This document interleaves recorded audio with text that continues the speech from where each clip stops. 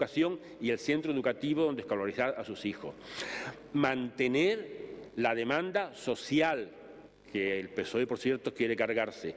Mantener la demanda social contemplada en el artículo 109.2 de la LOE en su redacción también de la LONCE, como factor determinante en el momento de la programación general de la enseñanza, promoviendo una oferta educativa plural en redes complementarias, público y público concertada.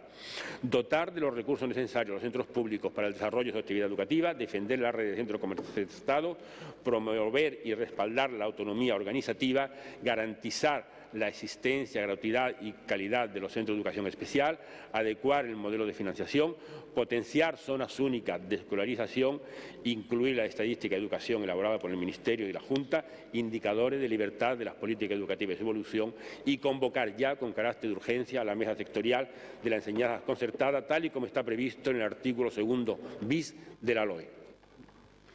Justo.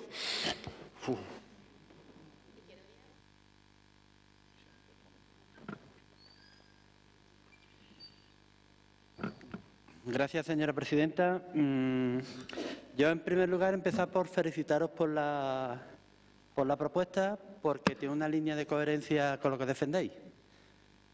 No tiene nada que ver con la defensa de lo público, evidentemente, y es una loa a toda una apología a todo lo que es la escuela concertada.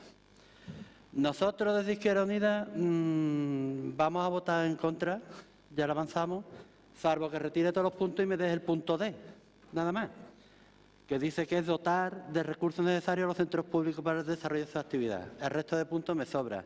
Si me los quita, se la voto a favor. En este sentido, el argumento que nosotros tenemos es que Izquierda Unida ha defendido una red escolar pública y además que sea única, que atienda la demanda educativa desde los 0 años en todas las diferentes etapas y modalidades y que cuente con los recursos y servicios necesarios para asegurar el derecho a la educación. Esto conllevaría la supresión progresiva de los conciertos hasta su completa desaparición mediante integración voluntaria y negociada de los centros privados concertados. ¿Por qué defendemos una red única y pública? Porque la única es la única red que garantiza la equidad y la cohesión social. Referente a la pretendida libertad de elección de centro, para nosotros realmente la preferencia de elección de centro, en definitiva, es un sistema de elección de centro que se basa en una lógica, que es la lógica de la elección de centro individualista, de la ética del más fuerte y no la que nosotros defendemos, que es la lógica igualitaria de la pluralidad y de la convivencia. Respecto a la Constitución, decirle, como ha hecho un esbozo de leyes y tal, el artículo 27 de la Constitución concreta la posibilidad de crear centros privados, pero en modo alguno contempla en la Constitución ni en derecho comparado la posibilidad de que las familias deban recibir una ayuda pública para elegir entre ambas redes. Una interpretación abusiva de ese derecho fue cuando se crea la LODE, gobierno socialista entonces, donde reconocía en esa ley la posibilidad de elegir entre dos redes financiadas para centros públicos, que no tiene nada que ver con el derecho a la elección de centros ni financiar centros privados. Y más aún, en derecho, el Tribunal Constitucional, en sentencia del 86/1985, 10 de julio, dictada por la segunda sala, dice: siendo del todo claro que el derecho a la educación, el derecho a la educación gratuita en la enseñanza básica, no comprende el derecho a la gratuidad educativa en cualesquiera de los centros privados, porque los recursos públicos han de acudir incondicionalmente allá donde vayan las preferencias individuales. No vayan. Grupo Ciudadanos. Grupo no Ganemos. Ganemos está en la defensa de la educación pública y es lo que vamos a fundamentar. La educación pública es la única que garantiza la equidad y la cohesión social. Eso lo tenemos claro. La educación es un derecho universal reconocido por la ONU, por la UNESCO y en nuestra propia Constitución. Ahora mismo se está hablando mucho de la libertad de elección de centros escolares. Realmente, tras ese término se esconde una preferencia de selección escolar. Es decir, las escuelas públicas, por ejemplo, tienen aulas menos masificadas y con un profesorado que está seleccionado con pruebas objetivas que representan la igualdad, el mérito y la capacidad. No podemos decir lo mismo de cierto tipo de colegios. Podríamos pensar que los colegios concertados pueden ofrecer una mayor calidad en la educación académica, pero los datos lo desmienten. Lo que sí respalda la evidencia estadística es la creencia de los padres y las madres en que los contactos sociales y los compañeros y compañeras de la aula pueden influir en los resultados educativos y en este futuro sociolaboral de su hijo e hija. Lo cierto es que detrás de mucha innovación a la libertad de elección de centro, lo que se esconde es el rechazo a la mezcla social y a educar a los hijos y las hijas con los que no son de la misma clase. La libertad de elección a los centros no existe en un término falaz para justificar un sistema que segrega al alumnado y que sirve a las clases medias y altas para alejarse de los alumnos extranjeros y de las clases bajas. En definitiva, el sistema de elección de centros se basa en la lógica individualista de la ética del más fuerte y no en la lógica igualitaria de la pluralidad y la convivencia. Así entendida, la libertad de elección es un privilegio y no un derecho. La educación concertada en España es una anomalía en la Unión Europea. La media de centros privados financiados públicamente es el 32,7, mientras que en la Comunidad Económica Europea suele ser un 11, entre un 11 y un 13. Hay otra realidad incuestionable: la educación concertada segrega. La doble red de centros se ha convertido en estos años en garantía de desigualdad. El 82% de los alumnados inmigrantes de minoría y con necesidades educativas específicas están escolarizadas en la escuela pública. Por tanto, no cabe hablar de calidad de la enseñanza, sino de la calidad social de la clientela.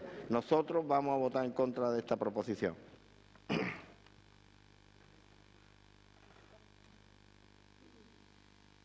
Bueno, nosotros, el Grupo Socialista, se va a abstener en esta proposición.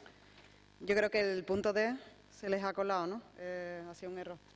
Bueno, nosotros entendemos que estamos hablando de concertada y pública. No nos gusta hablar de términos de competitividad, sino como enseñanzas complementarias. En Andalucía, la educación pública y concertada conviven en armonía desde hace 30 años y queremos que sigan esta misma línea en una proporción del 80-20.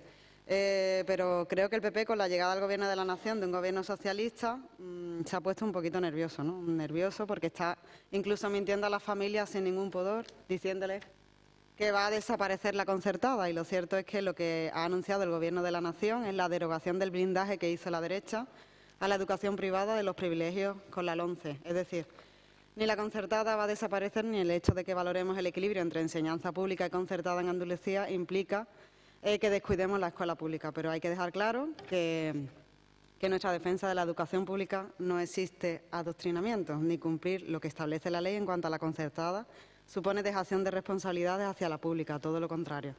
Lo que nos lleva es a defender y a priorizar la escuela pública, porque creemos que la educación en Andalucía tiene que seguir siendo una educación inclusiva, solidaria, igualitaria, universal y pública. A la escuela pública va dirigida toda la política educativa de nuestro Gobierno, el plan de éxito, el plan estratégico de lenguas, el plan de apoyo a la estabilidad y a la apuesta del profesorado. Hemos visto una convocatoria pública importante. Estamos ya en el proceso de derogación de los decretos, de los reales decretos del Partido Popular, y yo creo que es un apoyo importante que hacía falta. Tenemos que seguir trabajando y, desde luego, creo que en ese sentido el ministro Gabilondo hizo un esfuerzo importantísimo. Hay que esforzarnos todos en hacer un acuerdo de Estado en cuanto a la educación. No puede seguir con estos vaivenes en función de los gobiernos que estén al frente. Pero, desde luego, lo que sí que teníamos que hacer ya inmediatamente era la derogación del artículo 109.2 de la LOMCE para retirar el requisito de la demanda social, y lo entrecomillo porque era un eufemismo, ¿no? Legislar para conceder ciertos privilegios, que ha permitido blindar una escuela selectiva y clasista y que ha tratado de fomentar la proliferación de centros guetos.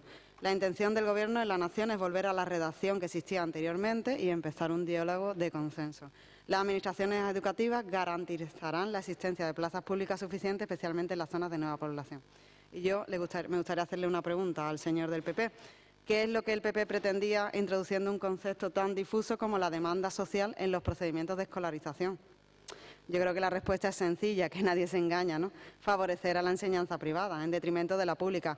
Y el mejor ejemplo es lo que se ve allá donde gobierna el PP. Aumenta sin tregua las tasas de escolarización en la enseñanza privada y deja sin recursos al alumnado de la pública. Es que no hay nada más que irse a Madrid o a Valencia. Es que son escandalosas las tasas en un sitio y en otro, ¿no? Yo creo que es importante quitar eso de la demanda social que introdujo el PP en la LOMCE, que fue la excusa perfecta para que los centros fueran los que eligieran a su alumnado y no al revés. O sea, usted me habla ahora de criterios para elegir centros, pero ustedes en la LOMCE metieron eso de demanda social para que los centros fueran los que eligieran al alumnado. O sea, es que de verdad es una demagogia absoluta. Y yo lo que quiero decir de verdad es que vamos a seguir trabajando por la educación pública, que se va a seguir apostando por la educación pública y que se va a garantizar lo que se ha venido garantizando hasta ahora, que es la educación pública en cualquier zona de Andalucía.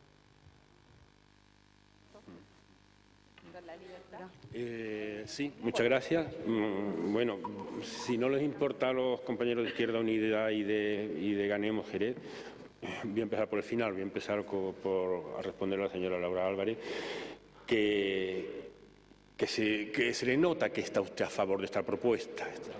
No está usted tan peleona como siempre. Se le ve una cierta desgana y dice que se van a abstener. Y lo único que critica es el punto D, diciendo se les habrá colado el punto D. El punto D lo que dice es dotar de los recursos necesarios a los centros públicos para el desarrollo de su actividad educativa. Recursos necesarios, buenos profesores, que los que hay son buenos pero necesitan más. Una buena climatización, esa palabra que empleó usted antes, confort térmico, dijo usted, un buen confort térmico, que no haya, le voy a leer un correo, un WhatsApp que acabo de recibir, que no haya bichos en los colegios. Buenas noches, acabo de salir del instituto y vengo desesperada. En el IES Hasta Regia tenemos casos de pulgas y chinches. Llevamos 2 semanas con esta situación, nos dijeron que fumigaron y hoy nos han vuelto a picar. Vamos a tomar medidas por nosotras mismas. Todos los cursos de grado medio y superiores de por la tarde vamos a convocar mañana a las 14:40, en fin. El artículo, el Hasta Regia. El D, dotar de los recursos necesarios a los centros públicos para el desarrollo de su actividad. No se nos ha colado, no se nos ha colado, sino que realmente creemos que es necesario. Ha mencionado usted al señor Gabilondo, que fue ministro de Educación, que, por cierto, sabe usted que se educó en el Sagrado Corazón de Jesús de San Sebastián y en el de Munday, como tantos y tantos, y están en su derecho, ministros socialistas, como tantos y tantos altos cargos socialistas, como tantos y tantos hijos de ministros y de altos cargos socialistas. Si quiere, tengo aquí una lista: el señor Rubalcaba en el Pilar, el señor Zapatero en los discípulos de Jesús de León, el señor Bono en los jesuitas de la Inmaculada de Alicante, la señora Chaco en la Divina Pastora, etcétera, etcétera. O sea, ¿qué pasa? ¿Qué es lo que pasa entonces? ¿Le gusta o no le gusta la enseñanza concertada? Señores de Ganemos y de Izquierda Unida, ¿coinciden ustedes en insistir en que la defensa pública es la única que garantiza la equidad y la cohesión social? Yo les digo que no. La única que garantiza la equidad social y la equidad y la cohesión social es el sistema dual que tenemos. Es un sistema que lleva funcionando muchos años y le aseguro a usted que la concertada no es enemiga de la pública, en absoluto. El enemigo de la pública, el enemigo de la enseñanza general sería la falta de financiación, la falta, incluso si me apura, de inspección en los programas, podría ser la falta de medios, pero de luego una no es enemiga de la otra. Mire usted, vamos a ver, en Cádiz, por ejemplo, en Cádiz... Dura, se le acaba el tiempo. Se le acaba el tiempo, ahora cierra. Seguiré ¿vale? lo siguiente. Muchas gracias. Izquierda Unida. Los de Cádiz me han parado. ¿Ya? Bien,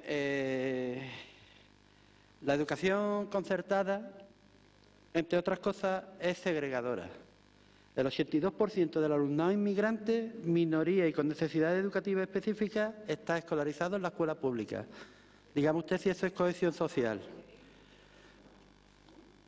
Respecto a las creencias de la educación pública, en el último periodo se han reducido en España 30.000 profesores de la enseñanza pública. Sigo insistiendo, la única 30.000 profesores de educación pública se ha reducido en el último periodo. Y por último, dos datitos. Francia, Holanda, Alemania, Austria, Reino Unido, Suecia, la Católica Italia y Finlandia tienen, la Católica Italia, digo hombre por referencia, el 89% de educación primaria en la pública y el 83% de la secundaria, frente a un 67% en España. Finlandia tiene una financiación en inversión que eso sería irnos al extremo, ¿no? Que ojalá llegáramos ahí algún día. En inversión pública de un 12%, en gasto público, y un 7,19% de su PIB y un 98% de escuelas públicas. El paradigma lo tenemos nosotros, donde estamos en un 31% de centros educativos son privados o concertados, el porcentaje de la inversión educativa es del 4,36% del Producto Interior Bruto. Yo creo que estos datos ya sitúan en el nivel en el que estamos y sigo felicitándoles porque ustedes seguís en la apología de la enseñanza concertada y nosotros totalmente apostamos por otro modelo. La educación pública y desconcertando con acuerdo con esos centros concertados para que se integren en el sistema público.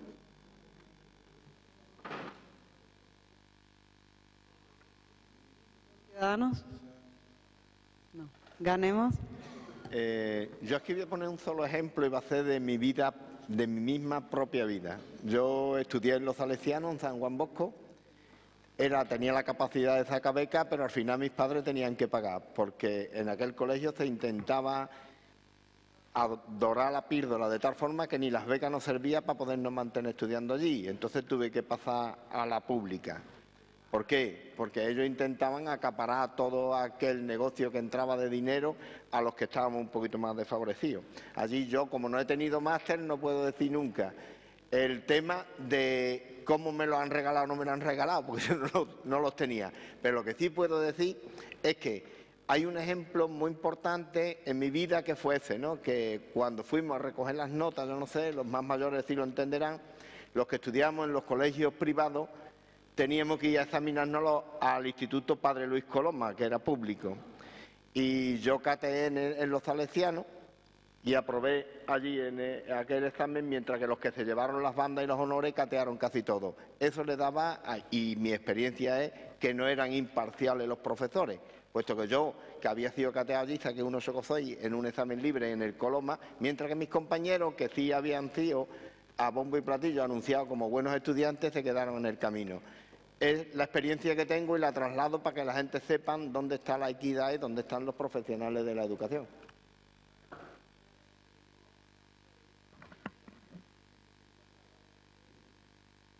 Bueno, señor Durán, parece mentira que desconozca cómo se gestionan los centros de secundaria. Usted hasta hace nada ha sido miembro de una plantilla de un centro educativo de secundaria y los máximos responsables de si hay o no hay en un centro elementos es del director, que a última instancia es el responsable de la administración pública. Eso es una de las cosas que permitió la ley educativa, que es la gestión de los centros públicos. En educación secundaria le estoy hablando, así que dígaselo, transmítaselo al que le manda el mensaje para que, hombre, que actúe.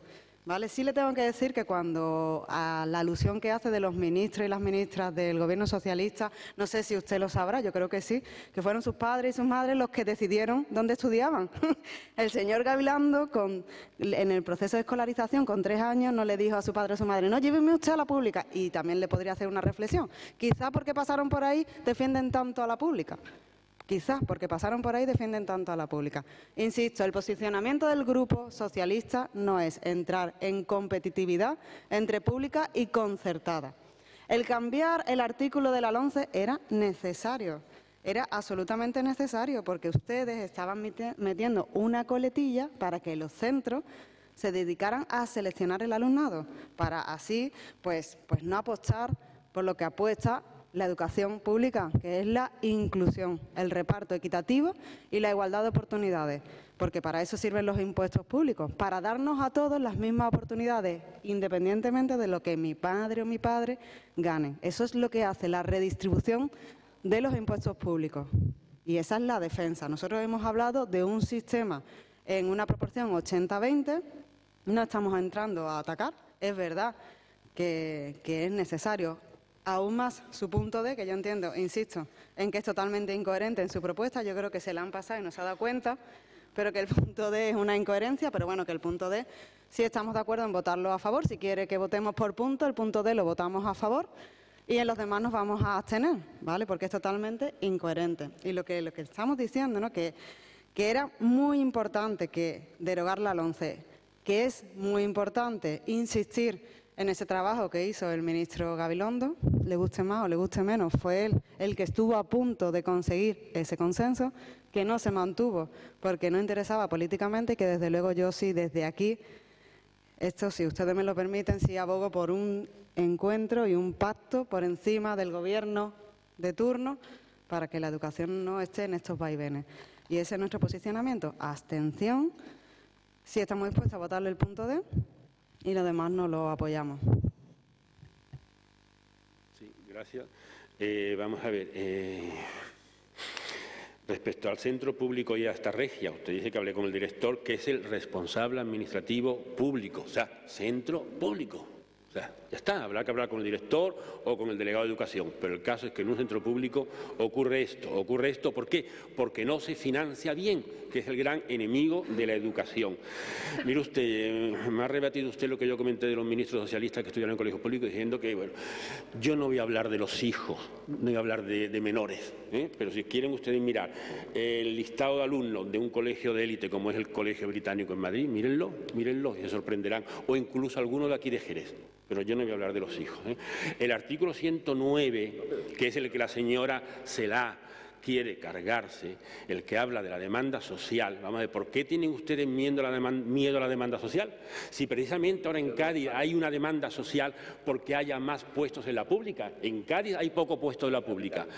Cádiz capital, pocos puestos en la pública y hay demanda social porque haya más. Pues nosotros lo aprobamos porque es que si esa es la demanda social, pues habrá que hacer más.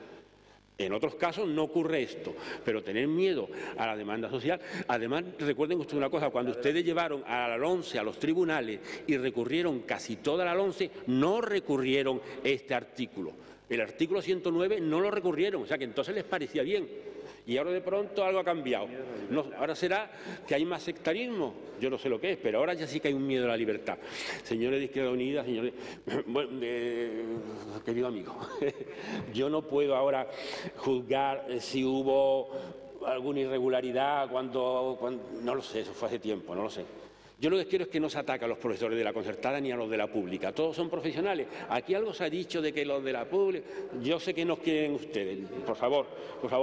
Yo creo de verdad, no se puede llevar, ¿cómo le diría? No se puede llevar la lucha de clases a la educación. No se puede. Lo que hay que hacer es luchar todos juntos porque haya más dinero, pero no se puede empezar a decir esto es público, esto es privado. Usted ha dicho, vamos a ver, lo que hay que conseguir es que los centros concertados se integren en el sistema público, pero si están ya en el sistema público, si los centros concertados son públicos, es como los taxis es transporte público privado. Pero depende de la administración y la administración la que lo regula. Los centros concertados están dirigido, tutelado, bajo la dirección de los poderes públicos, es todo un sistema público. Y le digo una cosa, un dato que a usted se le ha escapado.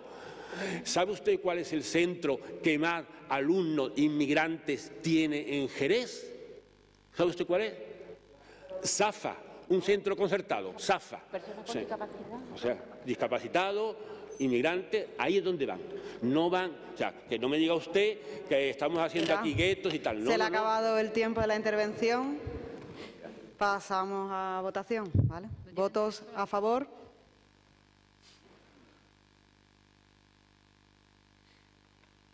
¿Votos en contra?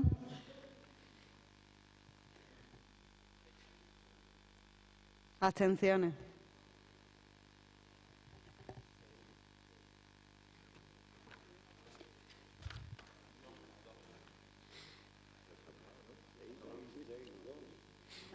¿Cómo queda, señor secretario?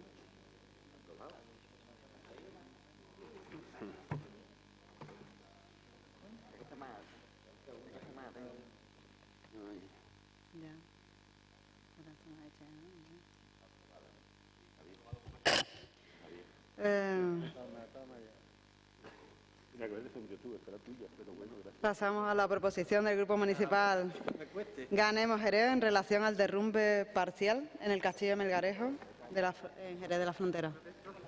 Tiene la palabra el Grupo Ganemos. Gracias.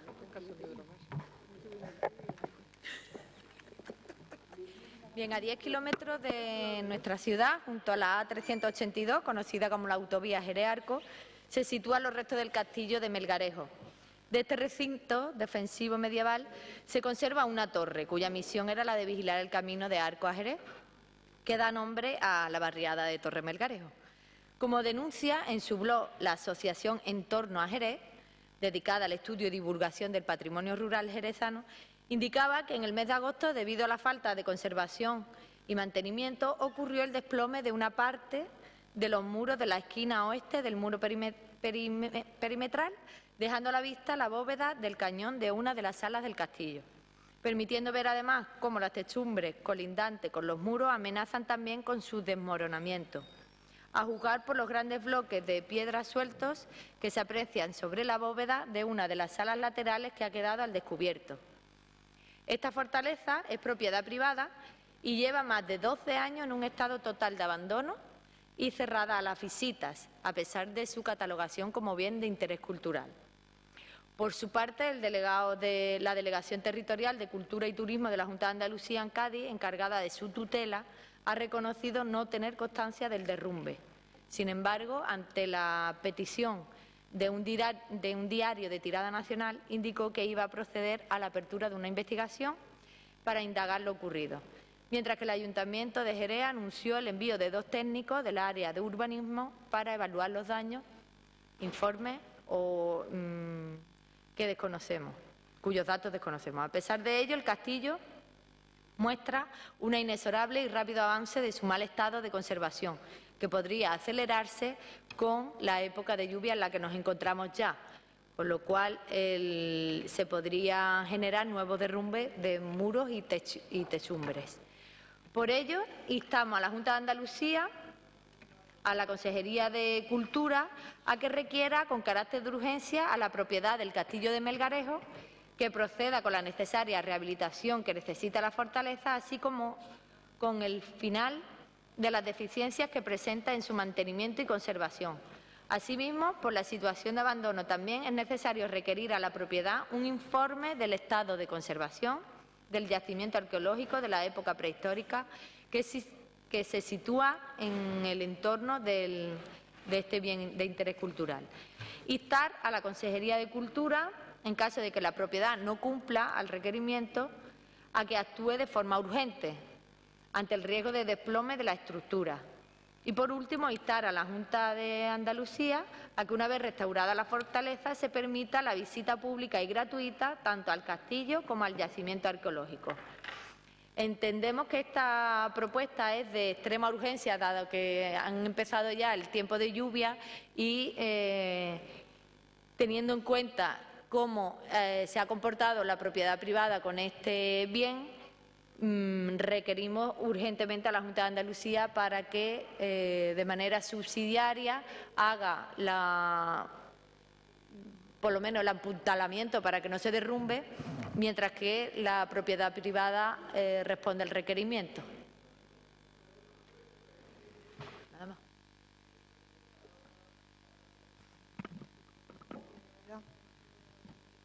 Muchas gracias.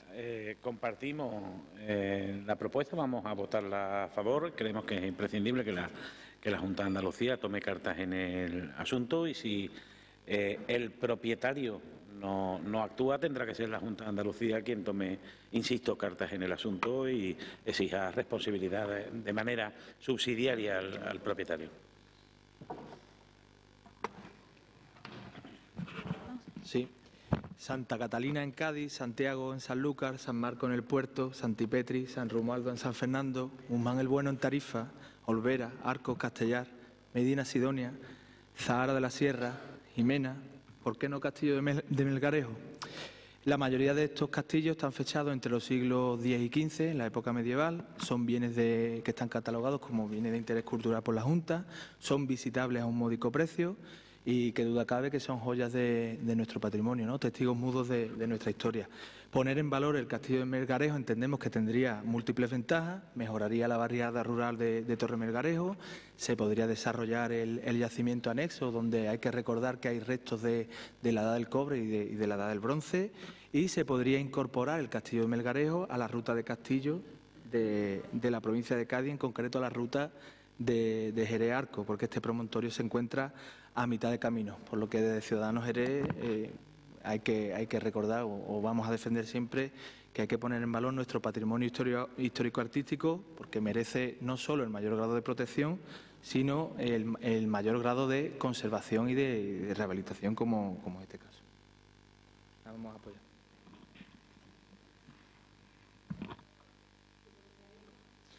Sí, nosotros también vamos a apoyar las propuestas, pero quiero comentar, decir que desde la Delegación de Urbanismo se procedió a la inspección del mismo y se comprobó que el desplome afectó a una esquina de uno de los cuerpos edificatorios que servía de cierre del primitivo patio de armas, que está alejado de la Torre del Castillo, que es la pieza más importante del conjunto y que en nada fue afectada por este desplome.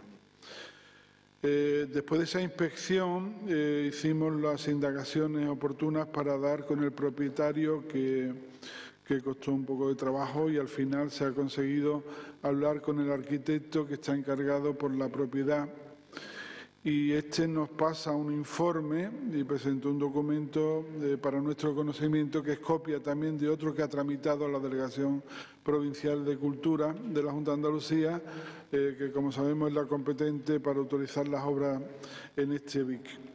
El documento que nos pasa describe los diferentes trabajos con carácter de urgencia que va a acometer la propiedad para consolidar y proteger la edificación en tanto en cuanto se aborde una rehabilitación definitiva que ponga en valor el monumento y la actividad a la que lo van a dedicar. Este documento consta de 5 puntos que se resumen de la siguiente manera. La protección superior de los pretiles para evitar la entrada de agua, la protección de la cubierta para evitar la entrada de agua, relleno con mortero fluido de las madrigueras de roedores, reparación de canelones y limpieza de gárgolas. Señor Camas, acaba su tiempo. Qué cortitas. Partido Popular. Sí, muchas gracias. Buenas tardes. Está claro que nosotros, como no puede ser de otra manera, vamos a apoyar la propuesta, estamos a favor. Y por supuesto que es una pena que el patrimonio rural de Jerez sea tan desconocido y esté abandonado. Y sí, pero sí me gustaría decir que yo aquí muchas veces no voy solo contra la propiedad. No sabemos en qué circunstancias esa propiedad la hereda un hijo de la familia y no sabemos tampoco en qué circunstancias la hereda, ni cómo estaba, ni si tiene siquiera medios posibles para arreglar ese monumento. Lo lógico es que, ya que está catalogado como BIC, la Consejería de Cultura de la Junta de Andalucía, que sí tiene un dinero destinado para conservar los monumentos, se encargue de rehabilitarlo y de abrirlo para todos los jerezanos. Que no pueden hacerlo de oficio, que no sé por qué no, porque no es solo tenemos muchos BIC con este problema. Si no, yo me gustaría incluso hacer una enmienda in voce en la que se permita a los ayuntamientos, vía subvención, poder repararlos para su patrimonio, para que su gente lo disfrute. Porque tenemos un problema aquí. Este monumento incluso estuvo la gerencia, el GDR, intentando, y otro, ya hablemos de mesas de acta, de muchos más que tenemos, repararlo, hacer un proyecto para repararlo, pero volvemos a la pescadilla que se muerde la cola, el tema de la titularidad del suelo. Aquí hay un montón de patrimonio rural que, por el tema de la titularidad del suelo, por ejemplo, se hizo el programa de la ITS, Iniciativa de Turismo Sostenible, que un montón de proyectos de la zona rural se quedaron fuera por el tema de la titularidad. Pues después de 36 años, que es lo que hablamos, que la Junta ya saque algo para que vía subvención los ayuntamientos puedan, los bienes que estén en su patrimonio, además sean como catalogado como BIC, repararlos, restaurarlos, con dinero de la propia Junta de Andalucía. Si es posible, me gustaría, si no importa, que se incluya, porque ya no es es que bueno, el yacimiento de Mesas de Asta, y se habla, pero se hará todos los años, y está igual, el yacimiento, aquellos son tierras que se harán todos los años y se siembra, y lo que esté debajo, el rulo pasa por encima, ¿verdad?, que no sabemos el patrimonio que se está perdiendo.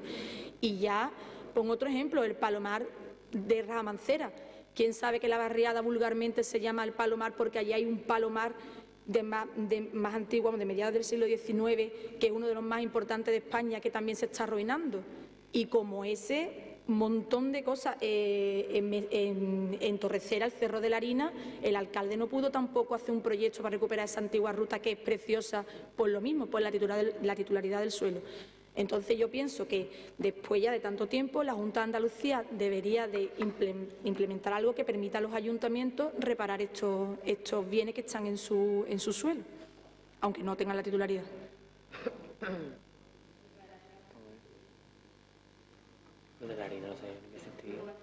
Vale.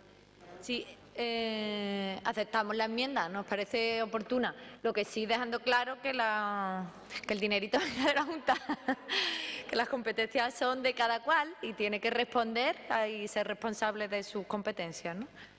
Y sí, solicitarle al señor Cama si nos puede pasar esos informes, porque me alegra, señor Cama, si nos puede pasar esos informes, porque me alegra esa noticia de que la propiedad, no estamos en el caso de que no pueda, sino que dice que se va a hacer cargo, pues nos gustaría saber en los términos en los que se compromete la propiedad. Vale.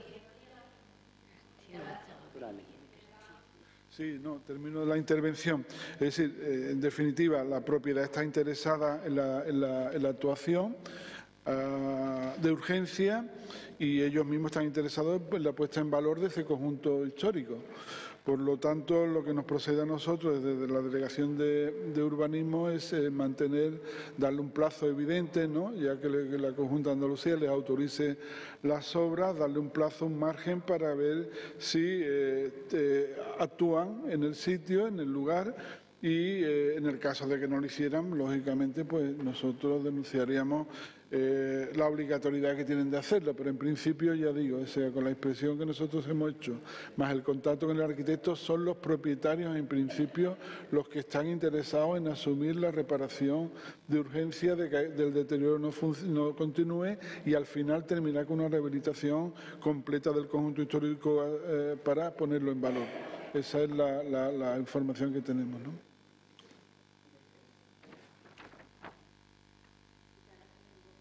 Sí, dar las gracias a Gánimos por incluir la enmienda y si decía eso, que si se reparase completamente, porque ya no es solo lo que estamos hablando, el propietario a lo mejor se podrá hacer cargo de lo más básico, pero si realmente se llega a una restauración y se abre para todos los jerezanos, ahí hay un patio precioso para hacer actividades que daría más vida a la barriada de Torre Melgarejo. Entonces lo que hablamos, que el patrimonio rural que se está perdiendo, que el propio ayuntamiento, independientemente de la titularidad, pueda ponerlo en valor, repararlo y actuar en él. Es que en estos casos es que encima ni aunque quiera ni puede. Entonces por eso era un poco el incluir la enmienda, que agradecemos que se incluya. Muchas gracias.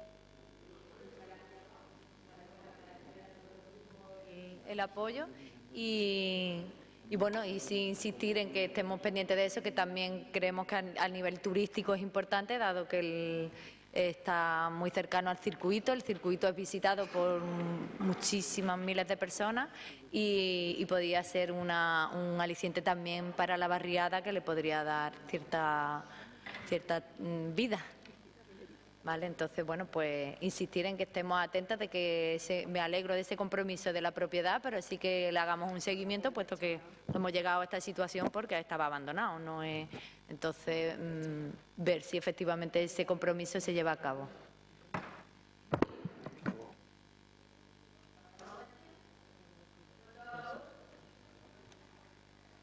Aprobado por unanimidad. Punto número 16. Proposición del Grupo Popular relativa a la infraestructura pendiente de la Junta de Andalucía en Jerez. Gracias, señora presidenta. Bueno, esta proposición que traemos desde el Grupo Popular no es la primera vez que la traemos. La hemos traído más veces, se han expresado muchas buenas voluntades y al final ha terminado la legislatura, hay un Gobierno en funciones que no ha cumplido con ni siquiera un 10% de las inversiones que hay previstas Jerez desde hace tiempo. Desde hace tiempo, señores de Ciudadanos, incluidos los últimos 4 años en los que estas inversiones se han presentado como enmienda a los presupuestos y ustedes han votado en contra. Lo digo para que, en lugar de ponernos a echarnos los unos a los otros, seamos conscientes de la cuota de responsabilidad que pueden tener cada una de las partes que han estado gobernando en Andalucía. Aquí hay actuaciones de inversión que me gustaría que los jerezanos escucharan, ¿no?, y vieran exactamente qué es lo que estamos solicitando, qué es lo que vamos a solicitar de este Pleno, con independencia del Gobierno que salga después de las elecciones, porque es lo importante, que es que no se sabe quién lo va a tener que cumplir, pero lo importante es que desde Jerez se le traslade al Gobierno que salga de la Junta de Andalucía las inversiones necesarias que tiene nuestra ciudad. Estamos hablando, por ejemplo, la obra de adaptación del centro de salud de la zona centro de Jerez, el famoso edificio de 10 méritos.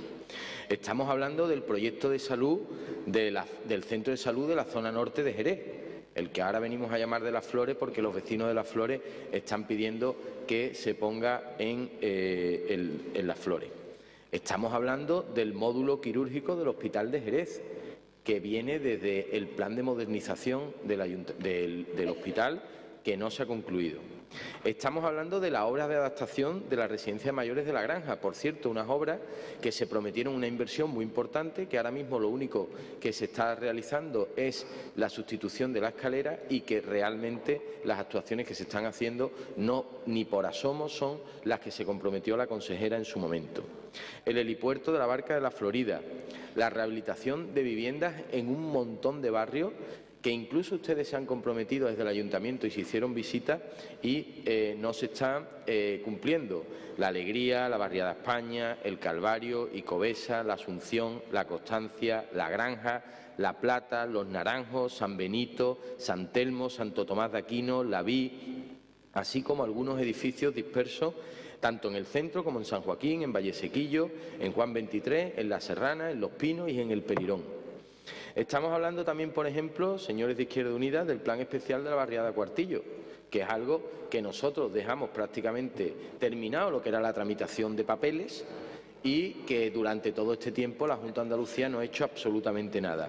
Estamos hablando de, en los convenios de instalación de ascensores, la aportación de la Junta de Andalucía, porque toda viene del Gobierno de España. La Ronda Sur, que se prometió en el año 95. En el año 95 se prometió la Ronda Sur en Jerez. Las obras para la duplicación de la carretera Jerez-Rota, que lo que se están haciendo ahora son unas obras únicas y exclusivamente de ampliación en una parte. El convenio de penetración, por ejemplo, la carretera de la entrada a la Cartuja, desde que termina la autovía Jerez-Los Barrios hasta Los Albarizones y el puente de Cádiz. Estamos hablando de la duplicación de la Jerez-Antequera. No ha habido presidente, presidenta, consejero o consejera que haya venido a la provincia de Cádiz y no haya prometido la carretera que va hacia Antequera, la Jerez, la de Arcos-Antequera. El carril bici en la obra de la Barca de la Florida, en la 2003, la reparación de los caminos rurales, el proyecto, por ejemplo, de integración en el río Guadalete, que llevan diciéndolo un montón de tiempo y nada. El Centro Tecnológico del Motor, ese que hace unos años se anunció a bombo y platillo que había un presupuesto primero de 500.000 euros, después de 3 millones de euros, no hay absolutamente nada, absolutamente nada. El proyecto de yacimientos de actas, de yacimiento de mesas de actas, que por cierto el Ayuntamiento no se ha incorporado a esa plataforma que se ha creado, estaría bien que el Ayuntamiento se incorporara. La eliminación de aulas prefabricadas en Jerez, aunque en este tema sí ha habido un avance.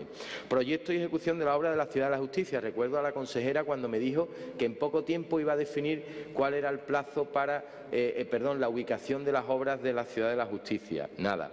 Puesta en marcha del Centro de Formación Ocupacional de San Juan de Dios, que todos hemos pedido, cerrado todavía. El 061, el helicóptero del 061, o por ejemplo el impulso al parque tecnológico que lleva 4 años paralizado por la acción del Partido Socialista. Jerez necesita estas inversiones y esperemos que aquí en el Pleno las pidamos al futuro Gobierno de la Junta de Andalucía.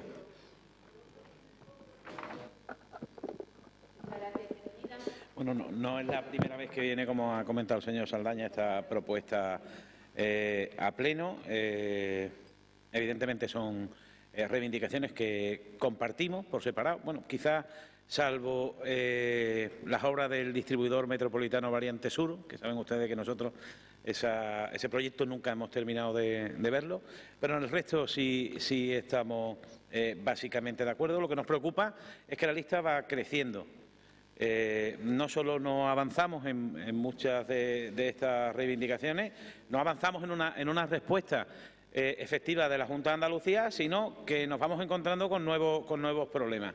El último, el 061, que ya venimos en Izquierda Unida denunciando desde hace algunos años. Y simplemente porque tampoco me voy a extender demasiado, esto ya lo hemos debatido, ya saben ustedes que nosotros compartimos todas estas reivindicaciones porque nos duele Jerez y nos duele el escaso caso que nos está haciendo la Junta de Andalucía, para la que esta ciudad parece que no existe. Es simplemente decirle que lo relativo al plan especial de Cuartillo, de la barriada de Cuartillo, parece que algo sí se empieza a avanzar. Y la Junta de Andalucía, al parecer, sí ha elaborado ya un borrador para ponerse de acuerdo con los vecinos. Lo que nos gustaría a nosotros es que la señora Collado nos explique cuándo nos va a dejar, ya no a nosotros, sino a los vecinos, ver el contenido de ese borrador, porque no sé cómo van a cerrar un convenio los vecinos con la Junta si ni tan siquiera tienen oportunidad de ver el documento. Tenemos información de que Abra ya ha remitido el borrador al Ayuntamiento de Jerez, que lo tienen ustedes. Vamos, lo digo porque nos lo ha dicho Abra. Digo que cuando usted tenga bien, nos lo enseña o se lo enseña el delegado de alcaldía para que los vecinos puedan verlo. Por lo demás, vamos a votar a favor de la propuesta. Muchas gracias. Bueno, desde Ciudadanos no teníamos intención de entrar en debate, pero bueno, ya que se nos alude, pues respondemos.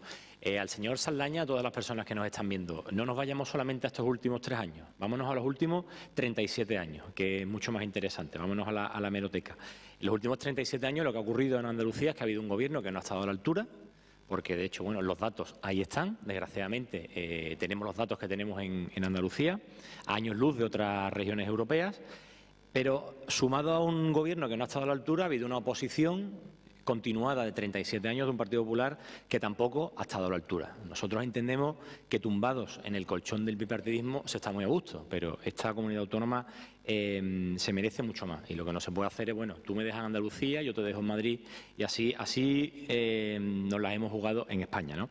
Yo le voy a decir que para lograr las cosas hay que sentarse, hay que negociar con los gobiernos que correspondan. Yo le pregunto si ustedes han negociado algún presupuesto con la Junta de Andalucía en los últimos 37 años. Le voy a preguntar también si han logrado alguna de estas 22 propuestas, que nosotros vamos a votar a favor de las 22. ¿Han sido incapaces de no lograr ninguna en 37 años? Porque de verdad que es complicado entenderlo, ¿eh? Por lo menos algunas podrían haber logrado en estos 37 años.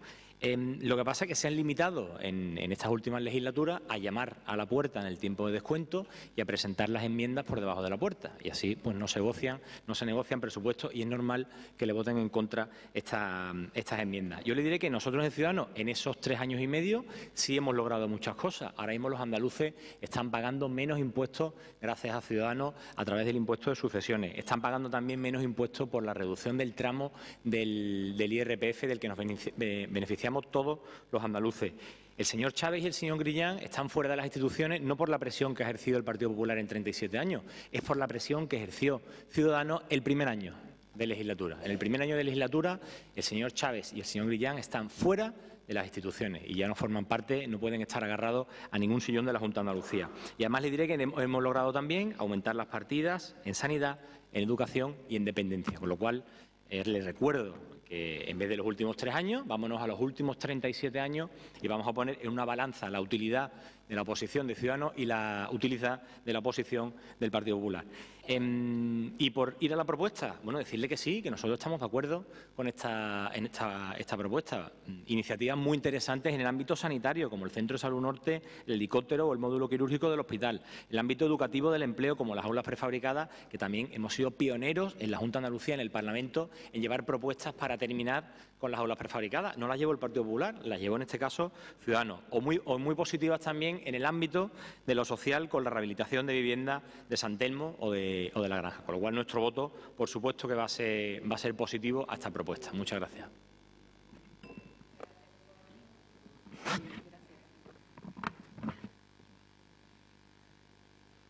nosotras no vamos a votar en contra de este tipo de medidas que son tan demandadas por nuestra ciudad, está claro, es obvio. Son medidas que han sido demandadas a todas luces y es cierto que las habéis traído muchas veces a este pleno. Y la habéis traído, pues, sinceramente y con toda honestidad, como una medida totalmente electoralista. Tenéis 33 diputados, si no me equivoco, corregirme, en el Parlamento andaluz, 33. Y yo creo que es el sitio también más idóneo para defender y barrer para casa todas estas medidas tan necesarias para nuestra ciudad. Lo entiendo y lo vemos de esa forma. Por otro lado, decirle que, bueno, que esta relación o esta carta a los Reyes Magos, bueno, pues ojalá que se vayan realizando y ejecutando, obviamente. Pero sí le diría que echamos en falta, y se lo dijimos la otra vez, echamos en falta que haya una dotación económica de las medidas y una priorización de las mismas, porque no son todas igual de urgentes, igual de necesarias, igual de prioritarias. Eso por un lado. Y sí decirle al señor Díaz que echo en falta la enmienda que se presentó la otra vez. Otra vez realizasteis, el Grupo Municipal Socialista hizo una enmienda donde no solamente se instaba a la Junta de Andalucía, sino se instaba al Gobierno de la Nación, que de hecho hay unas declaraciones en este año, en mayo de este año, donde la Junta de Andalucía dice que hay 2.000 millones de euros que se han dejado de percibir en el concepto de inversiones no realizadas durante los 7 últimos años. Bueno, este dinero vendría de perlas, ¿no?, para que estas partidas se ejecutaran. Como he dicho antes, iba a ser breve, no tengo nada más que añadir y bueno, espero que esta carta a los Reyes Magos pues se haga realidad. Ya estamos más cerquita de diciembre.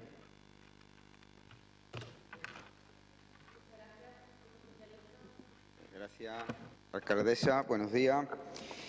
Evidentemente que es una carta de los Reyes Magos, pero sin rey, puesto que se ha tenido oportunidad en muchos años de plantear cuestiones como esta en el Parlamento, llegando a acuerdos en el presupuesto, y la verdad que no han tenido ninguna intención el Partido Popular durante todos estos años. Aún así, nosotros vamos a votar a favor.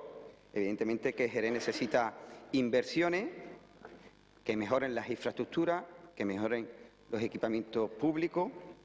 Nosotros estamos de acuerdo, pero también estará usted de acuerdo conmigo que son muchas las actuaciones que ha realizado la Junta en este último mandato, mejoras que se han visto reflejadas pues, en el Centro de Salud de La Milagrosa, de la zona sur, de Guadalcacín, la A2003, y que ahora ya se está licitando y se va a adjudicar próximamente, la mejora de Jerez Rota con 4 millones de euros, es una realidad, eso está ahí, eso podemos verlo. Verdaderamente la apuesta por el circuito de Jerez, se ha anunciado el apoyo una vez más de la Junta de Andalucía. El Centro de Innovación del Motor, que ya está prácticamente redactado el proyecto desde Urbanismo. La recuperación del río Guadalete, el proyecto está y la idea está, solamente tenemos pendiente un acuerdo con el Obispado, que al día de hoy no ha llegado. El Museo del Flamenco es otra apuesta de la Junta de Andalucía con 10 millones de euros. Los planes de empleo que se han anunciado recientemente, 10 millones, o la mejora del Colegio de San José Obrero o el instituto que se está haciendo. Yo creo que son inversiones que se han ido realizando por la Junta de Andalucía, apostando por Jerez. ¿Quedan muchas pendientes? Evidentemente, quedan muchos pendientes todavía. Pero también usted estará de acuerdo conmigo que falta financiación a la Junta de Andalucía, y yo le insto también a incluir, como bien dice la compañera Ripalda, instar al Gobierno de España la financiación adecuada a la Comunidad Autónoma de Andalucía. Creo que es necesario que volvamos con las inversiones a la ciudad de Jerez. Usted, cuando estaba gobernando Rajoy, no reclamaba a la Junta al Gobierno de España, no lo reclamaba. Nosotros no vamos a hacer lo mismo que usted. Aquí, en este Gobierno, vamos a defender los intereses de Jerez, vamos a reclamarle a la Junta de Andalucía, no nos vamos a escudar en los intereses partidistas o electorales, como en este caso usted hoy está planteando esta propuesta, y vamos a votarle a favor. Pero también les quiero recordar que vamos a seguir desde el Gobierno municipal trabajando intensamente para seguir atrayendo inversiones de la Junta de Andalucía, igualmente privadas, como ya se están viendo en la ciudad, con nuevas inversiones que están llegando a la ciudad de Jerez. Grupo Popular. Gracias, señora presidenta. ¿Las inversiones privadas se refiere usted, por ejemplo, a la fábrica de zapatos? A la que anunciaron hace 3 años diciendo que era inminente y que la iban a poner ya en funcionamiento, o la de coches que trajo la señora Pilar Sánchez, ZAP, ¿Esa se refiere usted? La de Zapato, como dicen algunos compañeros, que es el nuevo ZAP de Jerez. Miren, yo decirles, por ejemplo, a Izquierda Unida, simplemente en esa diferencia, ¿no?, de lo del tema de la Ronda Sur. ¿Estaremos o no de acuerdo en el tipo de proyecto o por dónde pasa el proyecto o la magnitud del proyecto? Pero seguramente usted, como yo y como todos los jerezanos, estarán de acuerdo en que Jerez necesita cerrar la ronda de circunvalación que tiene, ¿vale? Podemos estar de acuerdo en que vaya por un lado, vayamos por el otro. Lo que no es normal es que la primera ciudad en población de la provincia de Cádiz, la quinta de Andalucía y una de las 25 ciudades más importantes de España, ahora mismo tenga la ronda de circunvalación sin cerrar y la gente tenga que pasar por la avenida del Carrefour, la avenida de la zona sur y después por el polígono El Portal, porque no se haya hecho la circunvalación, sea la que sea. Eso no es normal, sobre todo porque esto se firmó en el año 1995. Por lo tanto, ahí podemos estar de acuerdo. Señores de Ciudadanos, lo que ha pasado en Andalucía es que en el año 2012 no se respetó la lista más votada. No le den más vueltas. Si se hubiese respetado la lista más votada en el año 2012, el PP hubiese gobernado. Pero habla usted, por ejemplo, de que ustedes han estado negociando los presupuestos. Pues peor me lo ponen, porque ustedes han estado negociando los presupuestos con el PSOE en Andalucía y no han negociado nada de esto para Jerez. Es decir, ustedes no han negociado nada de esto para Jerez, después de que han estado, según dice usted, negociando los presupuestos. Que, por cierto, cuando hay mayoría absoluta, al final el Gobierno es el que no quiere negociar el presupuesto. Digo esto porque el Partido Socialista ha estado en mayoría absoluta, absolutísima, durante prácticamente todos los años de estos 40 años de Gobierno, salvo cuando se hizo la pinza y cuando gobernó con Izquierda Unida, que básicamente fue lo mismo. O sea, que esto es importante que usted lo diga. Les recuerdo, ustedes en Cataluña están en contra del régimen, que son los independentistas. Ciudadanos en Andalucía está a favor del régimen, que es el régimen del Partido Socialista en Andalucía. Y a los señores de Ganemos, bueno, pues sí, pero estamos hablando de la primera ciudad en población de la provincia de Cádiz, la quinta de Andalucía, y parece razonable que desde Jerez le recordemos a la Junta de Andalucía que Jerez necesita estas inversiones. La financiación autonómica, yo podría haber hecho demagogia y podía haberlo pedido aquí, pero eso es más Junta de Andalucía con Gobierno de España. Aquí lo que estamos pidiendo son las cosas que necesita Jerez para Jerez, a la Junta de Andalucía y también al Gobierno de España, pero esto es a la Junta de Andalucía, al nuevo Gobierno que salga de las próximas elecciones. Muchas gracias. Muchas gracias, señora presidenta. A ver, insisto, y compartimos todas las propuestas una por una, por separado, y vamos a votar a favor de la propuesta. Nos cuesta llamar a esto una lista a los Reyes Magos. Nos cuesta. Está claro que en este caso el Partido Popular ha hecho acopio de reivindicaciones que estaban pendientes por parte de la Junta de Andalucía con esta ciudad y las presenta ahora aquí en un totum revolutum. Es cierto, pero hombre, una lista a los Reyes Magos no, porque nos cuesta llamar el regalo de Reyes Magos a pedir que tengamos un helicóptero 061 todo el año, por ejemplo. Eso no es pedirle nada a los Reyes Magos, eso es un derecho que debiéramos tener los jerezanos, que nos traten como el resto, cosa que no está ocurriendo. Y después, hombre, señor Díaz, usted puede defender todo lo que quiera y además entiendo que es el papel que le toca desempeñar a la Junta de Andalucía en esta ciudad. Pero que lo estamos viendo todo. El reparto que se ha hecho de la ITI, ¿en qué papel está quedando Jerez? ¿Qué papel juega Jerez en el desarrollo, no ya de esta comunidad, sino de esta provincia? ¿Qué papel juega? ¿Qué papel juega? Y ahora nosotros, y en este caso el Partido Socialista, en el Ayuntamiento de Jerez, tendrá que elegir si va a ser el quitavergüenzas de la Junta de Andalucía o si va a reivindicar aquello que esta ciudad necesita. Estas son todas reivindicaciones históricas. O sea, salvo probablemente la del Colegio San Juan de Dios y el helicóptero de emergencia, que, bueno, son de los últimos años, el resto